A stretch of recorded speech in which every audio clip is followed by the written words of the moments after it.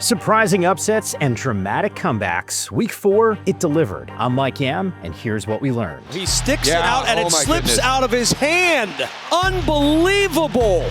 Jackson Dart's first NFL start did not disappoint. He led the Giants to a close win against an undefeated Chargers team. In his rookie debut, Jackson Dart is a winner. New York's offense looked energized in Jackson Dart's first start. The rookie looked poised early, leading a 9-play, 75-yard drive on the opening possession, which he capped off with a 15-yard touchdown run. His ability to avoid pressure kept the Chargers defense off balance. The numbers, they don't jump off the page. 13-20 passing for 111 yards and a touchdown, but Dart avoided turnovers and kept the Giants in positive situations. Malik Neighbors' ACL injury was a big blow, but after Dart's first start, there's some optimism under center in New York. The Giants secure their first win and hand the Chargers their first loss of the season. Micah Parsons returned to Dallas to face his former team. While each side hoped to get their revenge, the hard-fought battle resulted in a draw. For the first time in 56 years, the Cowboys ended the game with a tie. Micah's return to Big D gave us plenty of drama in what was an optional defensive fourth quarter. Fans retreated to overtime with no closure. 9 lead changes as Dak threw for 319 yards and 3 touchdowns, and without CeeDee Lamb, George Pickens had his best game in a Cowboys uniform. 8 catches, 134 yards, and 2 TDs. They weren't outdone by Jordan Love, who threw for 337 and 3 touchdowns. Parsons' overtime sack was the only one given up by the Dallas offensive line, which was playing without 2 of its starters. Touchdown saving play by Micah Parsons. After 2 of the more impressive wins to start the year, the Packers fall to 2-1-1. The highly anticipated Patrick Mahomes versus Lamar Jackson matchup did not deliver as anticipated. The Chiefs scored on 7 of its first 8 possessions, and Xavier Worthy's return was a big key to their success. An awful day at the office ended early for Lamar Jackson, who exited late in the third quarter with a hamstring injury. Jackson threw his first interception of the season, had a bad 4th down throw to turn the ball over on downs, and fumbled late in the first half. With so many defensive injuries, if Jackson misses time, it will seriously hinder the 1-3 Ravens' chances of making the postseason after a horrific September. That's going to be huge to watch what happens to Lamar this week, if he's out or not. The Chiefs appear to be back to their usual selves, moving to 2-2 thanks to 2 wins in a row. Chicago and Vegas made plenty of errors in what was far from the most technically sound display of football, and both had excellent chances to drive the final nail in the coffin Sunday at Allegiant Stadium.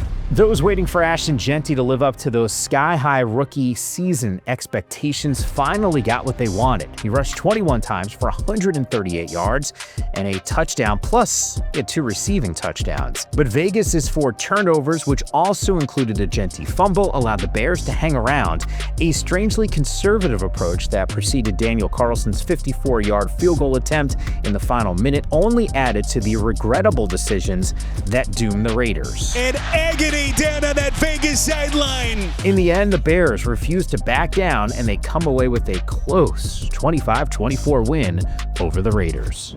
Vikings and Steelers faced off in the NFL's first ever game in Dublin for some quality action in front of 74,000 fans at Croke Park. The Metcalf-Rodgers connection, it looked strong in Week 4. An 80-yard house call, it felt big time. It was the longest scrimmage score in the history of the international series. Pittsburgh's offense, it came into its own using that quick passing attack. Almost 73% of Rodgers' passes came with less than 2.5 seconds to throw. It was a recipe for success as Pittsburgh's production petered as the game wound down, but its hot first half and quick game was impressive enough to inspire hope. 80-yard touchdown, Rodgers to Metcalf. Steelers head into a bye with a confident 3-1 record after a 24-21 win over the Vikings.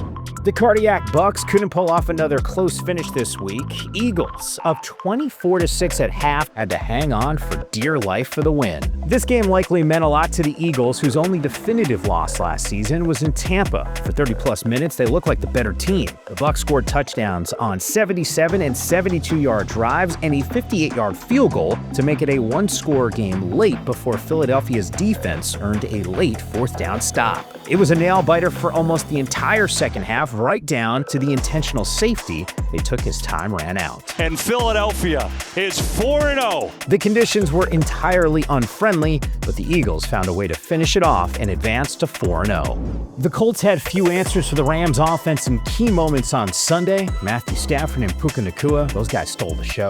While the Rams looked good, there were two key plays where the Colts beat themselves. They had two apparent touchdowns taken off the board in the second half, and Adonai Mitchell had his fingerprints on both. Early in the third, Mitchell made a fantastic catch and raced to the end zone. Then he lost control of the ball at the 1-yard line for a touchback. Later on, Mitchell guilty of a holding penalty on Jonathan Taylor's negated 53-yard touchdown run with just over 2 minutes left and the game tied at 20. Combine that with 11 penalties and 2 Daniel Jones interceptions, and Indy suffers its first loss of the season. And the Colts lose a touchdown. The Rams take the afternoon with a 27-20 victory.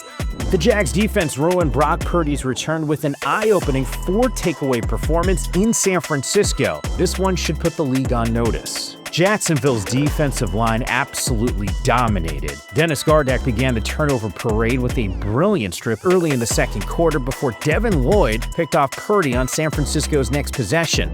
In a one-score game, the Jags defense was ready to seal it for a win as former Niner Eric Armstead strip-sacked Purdy to end an improbable comeback. Jacksonville has its 4th takeaway of the day. It's the second game in a row where Jacksonville's defense was the key to a victory.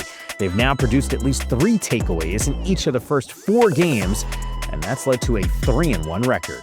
Falcons, they get a much-needed bounce back after getting shut out last week. Michael Penix threw it all over the yard in this game, connecting with Drake London 8 times for 110 yards and a touchdown. Tight end Kyle Pitts, he had 5 catches, 70 yards, and a score. Most importantly, Penix's accuracy, it improved, and that seemed to get Atlanta's offense back on track after a Week 3 shutout they'd love to forget. Now, Robinson was once again the highlight machine. He led Atlanta in rushing, 17 carries, 75 yards, and pieced together an excellent jump-cut-filled touchdown run. He also caught 4 passes for 106 yards and served as the engine of Atlanta's offense. When Robinson has a good day, the Falcons, they usually win.